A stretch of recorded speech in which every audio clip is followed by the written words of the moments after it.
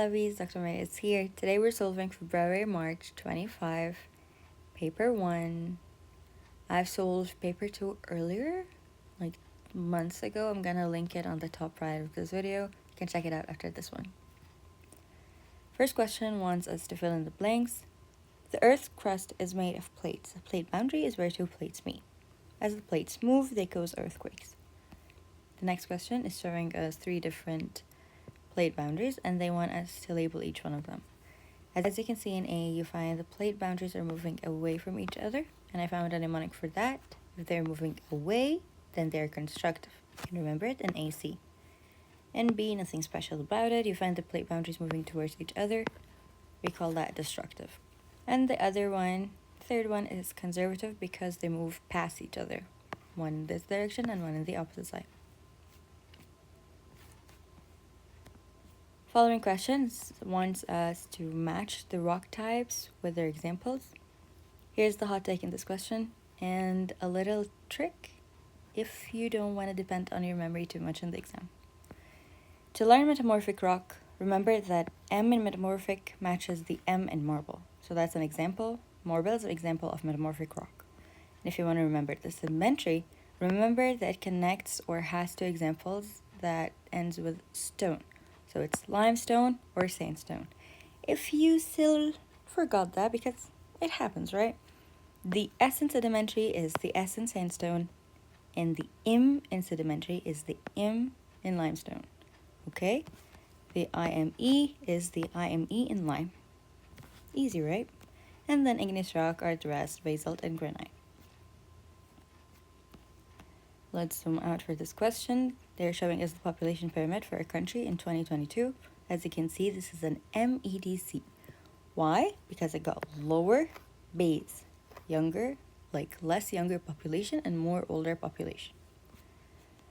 They want us to identify the age group with the greatest difference in percentage. You will have to subtract each one of them. This is the percentage, so you don't have to multiply into 100, okay? This is the percentage. Just subtract each one with. Also, another thing to observe in this one, the females, usually in population pyramids, you're gonna find the female population is more than the male ones. See this? See this? It's different. Say the percentage of the population over 79 of years, so you're gonna draw a line here. And then you're gonna add all of these together. They're gonna give you 4.2. I did it here. You're gonna add every single thing, the 0.1, 0.2 and 4, and blah, blah, blah. You're gonna find it 4.2.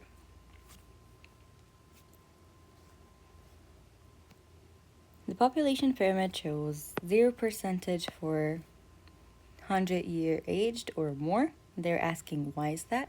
Because that doesn't mean there aren't people alive who are 100 years old, but they are too little to be expressed by the 1 decimal place thing, which is used in the population pyramid. The population pyramid is the more economically developed country. Now state 2 features why it's a MEDC. Similar age distribution, higher older age groups, and low young population. Take all the types of organisms in the table that respire. Everything respires.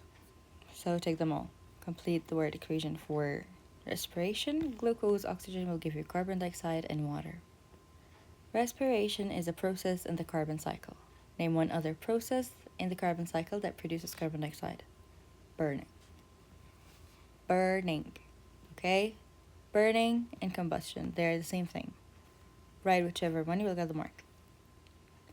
The aerial photograph shows an island in an area impacted by oil spill. The island is surrounded by booms. Just by looking into the picture, you can see and conclude why booms were used or a boom was used. The boom is used here to prevent the oil spillage or oil spill from reaching the island. Simple as that. That's your next question. Explain how booms reduce the impact of the oil spills on the island. They prevent the oil from reaching the island. Therefore, they're going to protect the marine organisms living in that area. The turtles, the corals, the vegetations, the seagulls, whatever. And then also that's going to cause less visual pollution, so the tourism won't be affected. State one other method for reducing the impacts. When they say one other method, please stick to the question and just write one. Or if you asked for two like this one, then just write two. I'm just writing more so you can remember the other points or just have more points to know. State one other method, that's detergents or skimmers. State two causes of marine oil spills, that's by leakage from either tank, pipelines, or rigs, like the plants they use or factories. And also by dumping in the water from industries or whatever. Photograph shows geothermal energy resource used to generate electricity.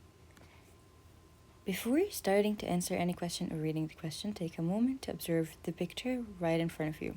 You see pipelines, you see factories over here. We couldn't see a generator, we couldn't see a turbine, we couldn't see anything, just pipelines and steam. Tons of steam, right? Okay. Describe how geothermal resources are used to generate electricity. Let me draw you a little thingy, okay? This is your earth. You dig a hole in here, okay? You pump water. You reach the core. This is so hot in here. When water comes off, the water boils and releases steam, okay? That steam it runs into a pipe or whatever, and it's connected to a turbine. That turbine rotates, and when the turbine rotates, it's connected to a generator. This is a generator. And the generator produces electricity. Okay? That's exactly what we're going to describe. If you find difficulty describing or writing your answer, do the same thing I just did by drawing a little drawing for yourself on the side or just writing small points for you to write your answer. So water is pumped underground. Heat underground boils the water into steam. The steam turns the turbine, and the turbine is connected to a generator that produces electricity. Why are pipelines present? To carry hot water. As simple as that. Okay. Identify one piece of evidence from the photograph that shows 100% of the energy resource is not converted to electricity. The steam. You see? A lot of steam.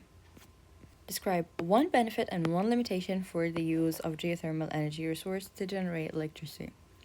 Renewable. This should be your first thought. It's renewable and does not produce greenhouse gas or carbon dioxide.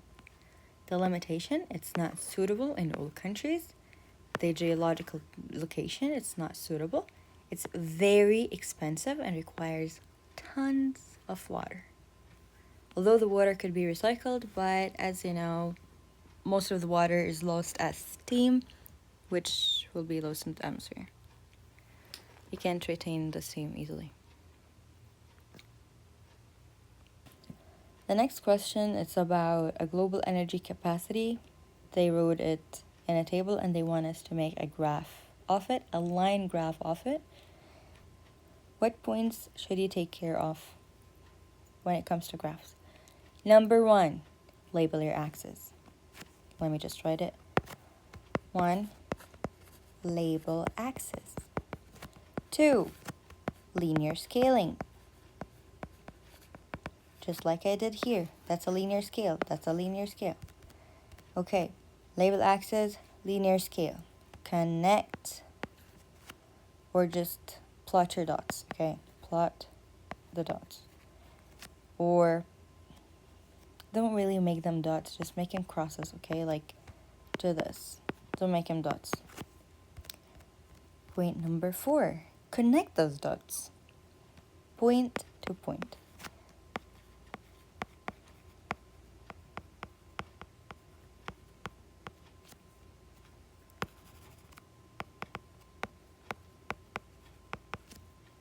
Point to point, okay? And last thing here, which is very, very important, is do not extrapolate your line. What do I mean by that? So your line ends here, for instance, okay? Like you're done, and your line, this is point to point when you connect it like this. This is the end, okay? This is the end. Don't go further just because you see the trend is kind of increasing. Like, don't draw your own point here or something. Don't, okay? Don't elongate that line. Keep it till the last mark, okay? Use the graph to estimate the global energy capacity. Your value should go between this range. Now describe how a student uses the data to determine the value of 16.6 gigawatts by extrapolation. That's exactly what I said, don't do it in the graph, which is elongating the line past the last mark. Buildings have different energy efficiencies, like the diagram showing us 3 buildings, A, B, and C in cold climate. We see house A, B, and C. Why did I draw a heart around house A? You're gonna know in a bit. As you can see, it got snow over it. Tiny bit of snow is on B, barely noticeable, and none on C. So just one reason why it is important to know the energy efficiency of a building, because it educates people about efficiency and it saves energy. So less fossil fuels will be burned to produce energy, and you know it. Less fossil fuels burned, less greenhouse gases, and less sulfur dioxide and nitrogen oxide. So less acidic rain, less global warming, you know? So just which building is the most energy efficient? That's building A. Why? Because it doesn't use heaters. And how do we know by that? By the snow present on the roof. We know that because if the house was really warm and heated from the inside, it will melt the snow on the roof. That's why it's the most energy efficient, because it's just insulated and the snow is still on the roof and less energy to heat. So just one reason why buildings in LEDCs are less energy efficient than those in MEDCs.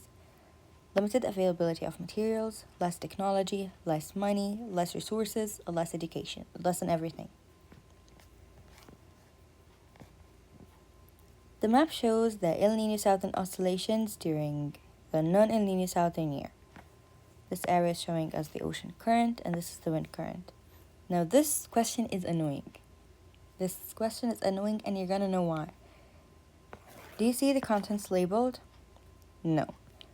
Do you see the ocean labeled? No. So the country E is part of a continent named this continent, which is why I attached this map. You should learn this map by heart. Know the 7 continents and the ocean surrounding them, okay? They're very easy to learn.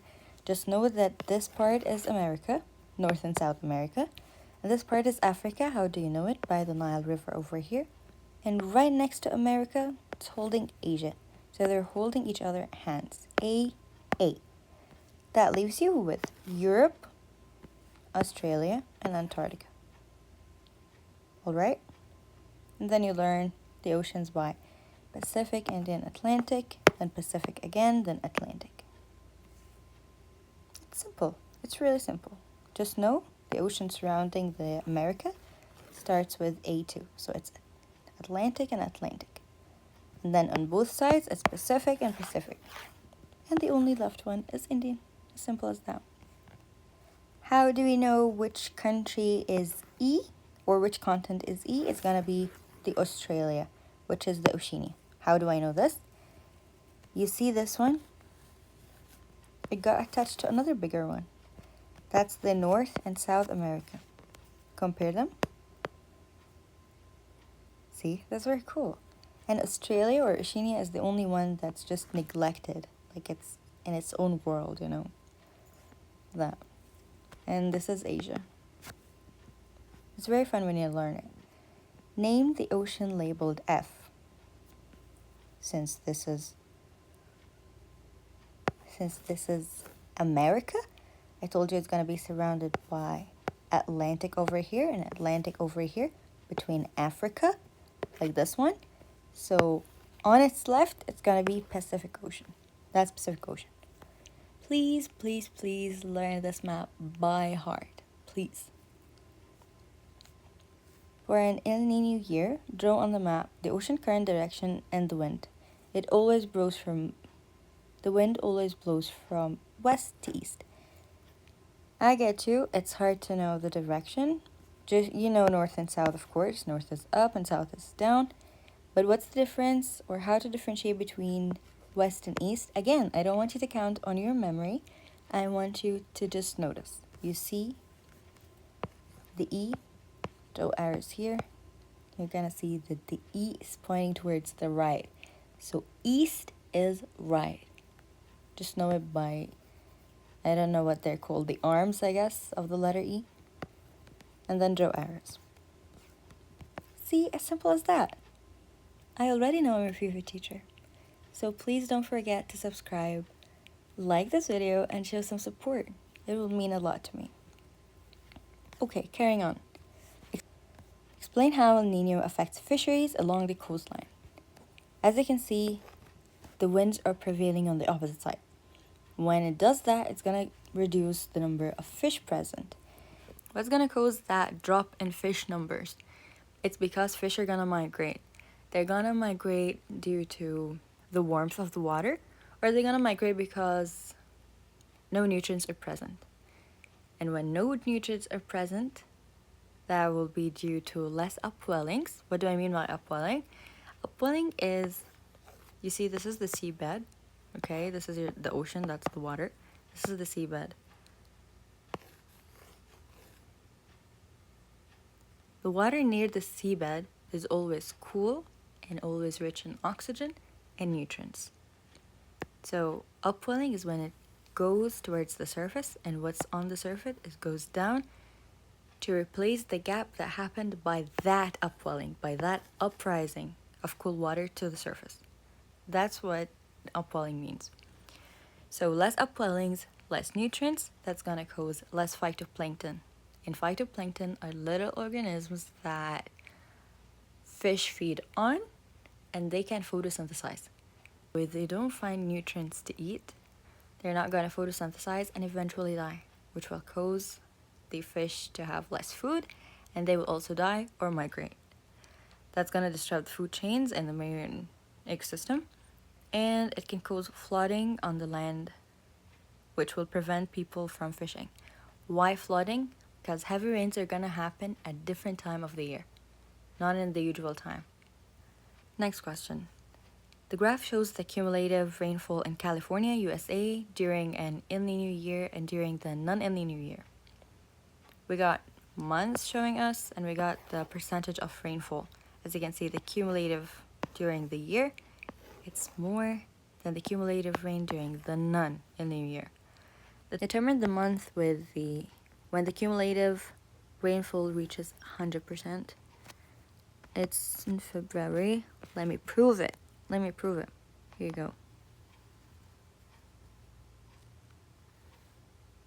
It's in the middle, okay? It's in the middle. Since it's in the middle, you're gonna go for February. You're not gonna go for March. Why? Because you didn't pass March to be March, right? You have to at least be March or pass it. It makes sense.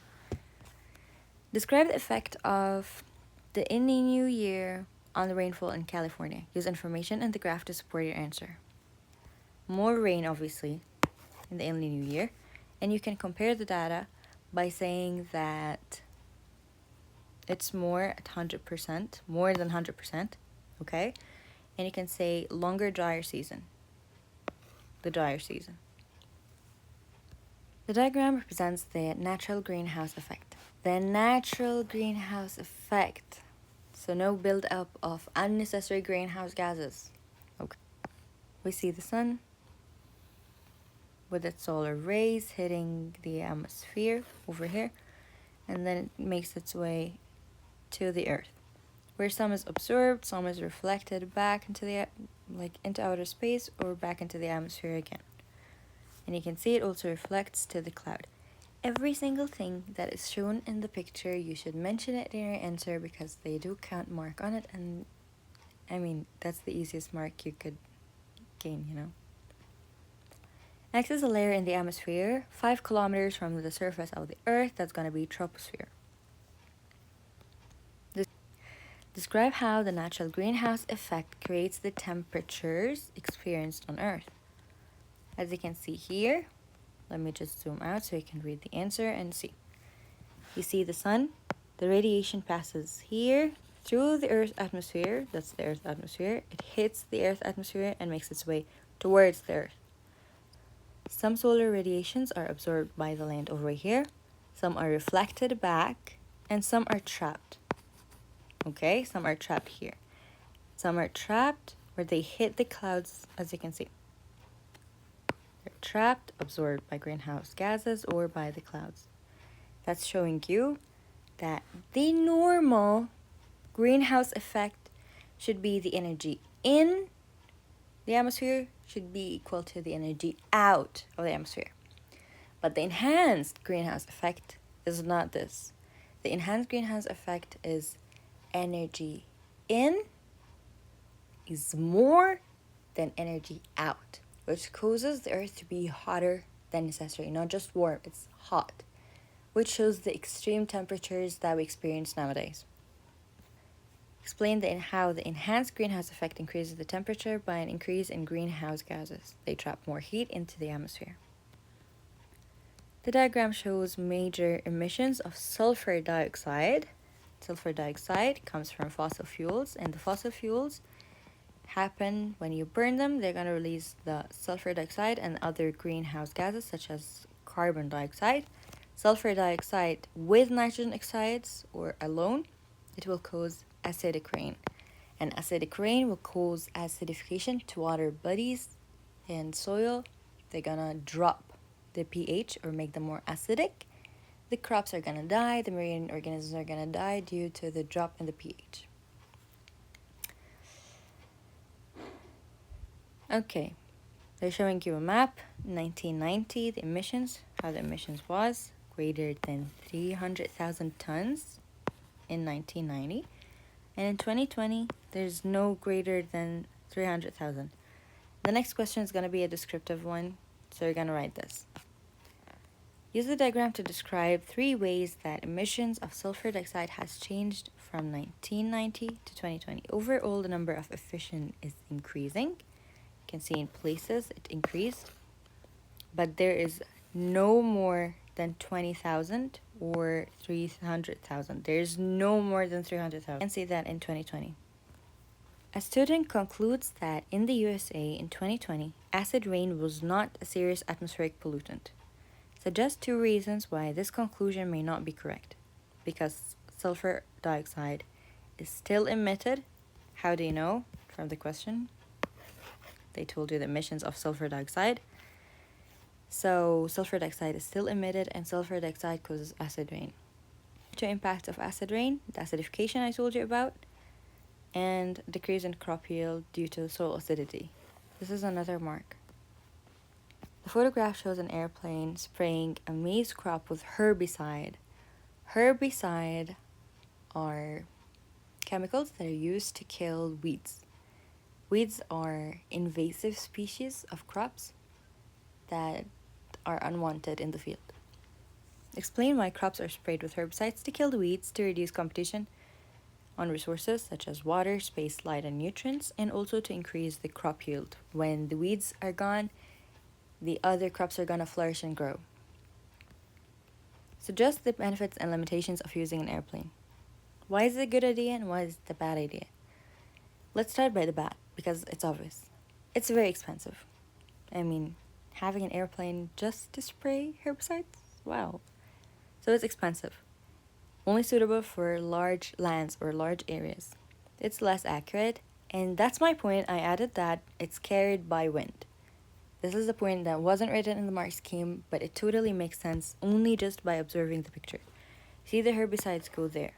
Some droplets, they're meant to fall. Okay, they're meant to fall on the crops. But if there are winds blowing this way, of course it's going to be carried away. So it's a right answer, I promise. Pollution. Pollution happens due to burning of fossil fuels because the airplane gotta fly. Not all farmers have planes and they need skilled pilots. Then the benefits. Large areas covered, less labor.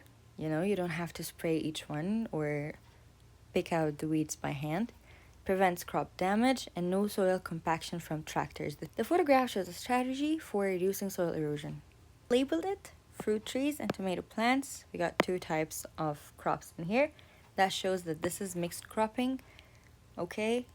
But this intercropping is more accurate in this answer. Because as you can see, you got the fruit tree here, and you got tomato, and then fruit tree, and then tomato. That's intercropping. But mixed cropping is also correct, like because there are different types of crops planted. Explain how the strategy shown in the photograph reduces soil erosion. The soil is covered, it's not left naked, so that's going to reduce soil erosion. Also, they act as wind breaks, reducing wind erosion, and the roots are going to bind to the soil, which also reduces soil erosion. This question is my favorite question in the entire paper. If you really understood how to solve it, you're gonna gain full marks. In these types of questions, it's 6 marks or more. This question is giving you a comment, and like this one, farmer says, genetically modified crops have more benefits than negative impacts. Here, you are free to get creative and elaborate and be as detailed as you want in your answer. This is the most fun thing about it. So in this question, never, ever write only one side of the story. You have to write both sides. You have to always agree that it's a good idea and always disagree that it's a bad one. You can either say you agree and then you write your positives and then disagree and write your negatives, or say you partially agree, write the good parts, and then say, however, I disagree because blah, blah, blah. So after saying your opinion, which is very important because they asked you, do you agree with the statement? You have to write your opinion.